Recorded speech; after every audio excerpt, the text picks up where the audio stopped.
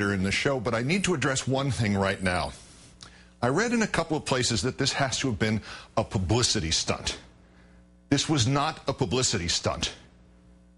Of course, if I had known that all this would happen, I would have done this years ago.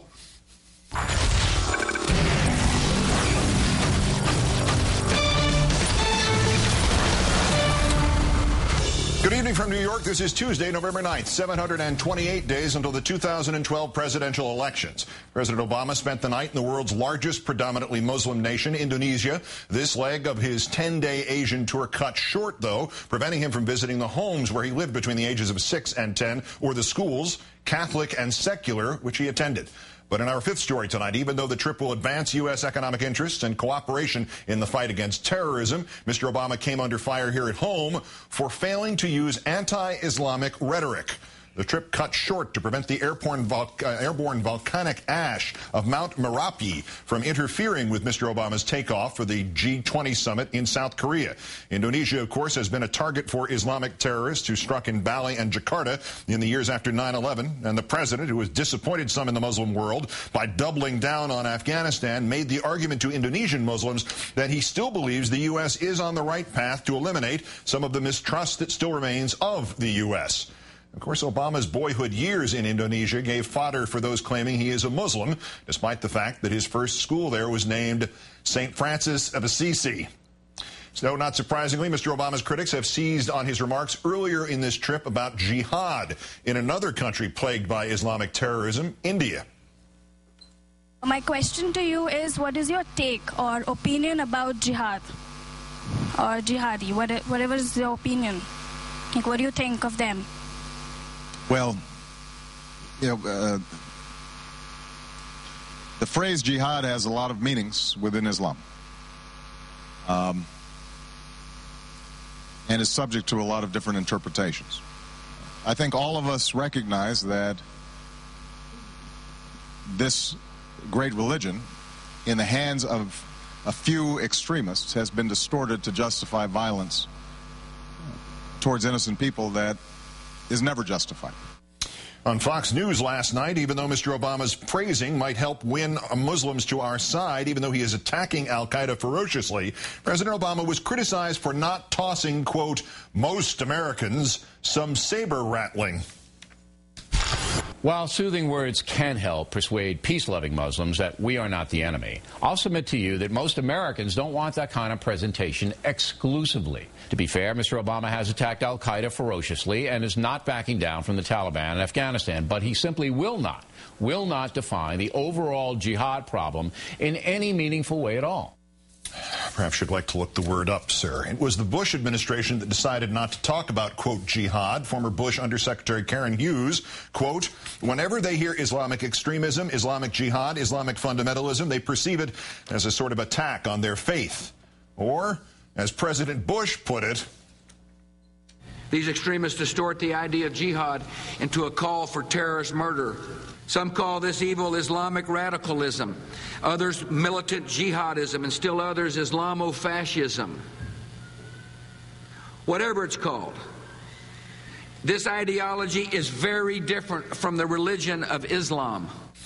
For an assessment of Mr. Obama's non-semantic war on terrorism, let's turn to Heather Hurlburt, the Executive Director of the National Security Network. Thank you for your time tonight. Thanks, Keith. It's great to be with you. Let's actually get that semantic point out of the way first. What do his critics want Mr. Obama to say about jihad, and what are the actual meanings of the term? Well, look, just real quick, what jihad actually means is an inner struggle to purify yourself, or a holy struggle for a moral end. But, you know, who are we kidding? Obama's critics don't actually want to talk theology. There is nothing he could say that would be strong enough for them. The nuance that this president has shown on the issue, it seemed to be, to some degree, understood well by his predecessor, by President Bush. Why was he so careful in phrasing it that way? Is that important, relevant to fighting al-Qaeda and its offshoots and the sympathies for them? Yeah, well, the terrorists want nothing more than to have status within Islam as holy people. And using the word jihad, which is how they want to be described, is turning murderers into martyrs and saints, which they certainly don't deserve. And as you said, Bush understood that. The 2006 counterterrorism strategy understood that. It's really not controversial to say, why would you give a bunch of murderers what they want? And by the way, who are the biggest victims of al-Qaeda? Muslims. Who do we depend on to give us tips and answers and help us track terrorists and prevent attacks? Muslims. So why does it matter to talk to regular Muslims in a way that shows we understand they're not the problem? Because it's the single most important thing we can do to keep ourselves safer. This just shouldn't be even remotely controversial. But to answer what Mr. Hannity said, as I guess just rhetoric to fire up that side of the equation, what he asked was, why couldn't he just say jihad killed 3,000 Americans? Read that to me for its effect on those people.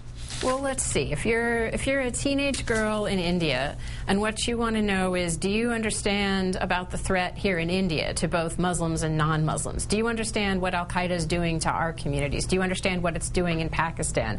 Do you see us Muslims as more than a bunch of kerchief-waving killers? That's what it says. You know, when you go around the world and you say, what we know about Islam is that some of you killed 3,000 of us, that says you don't really know anything about the world outside your country, which, frankly, is not what Americans want their president to do. I don't know what Sean Hannity wants, but that's not what Americans want their president to do. He wants money.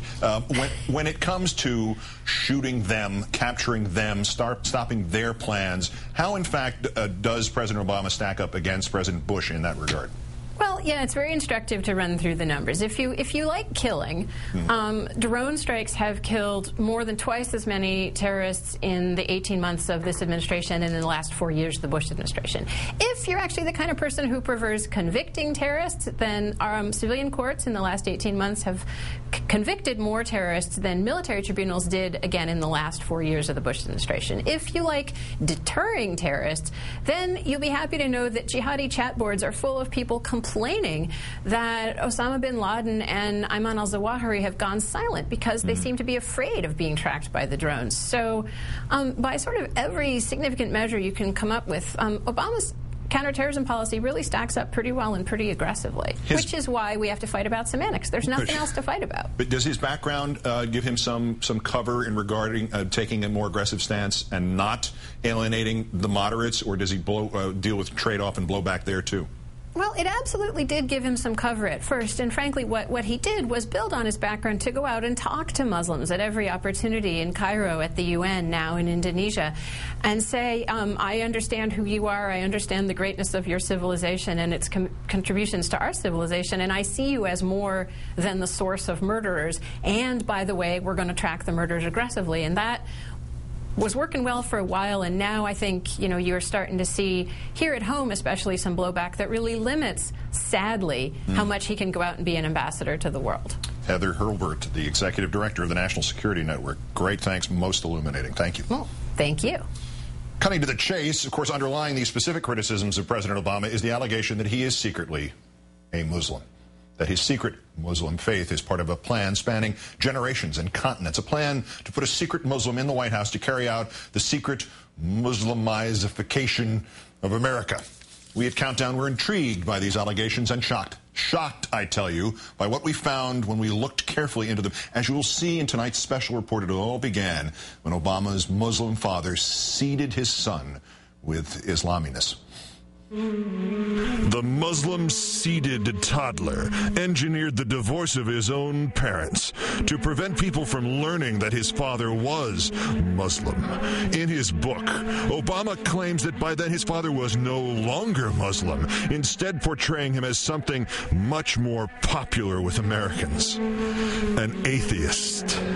Obama still claims not to know whether his grandfather was Sunni or Shiite, but he sure looks sunny.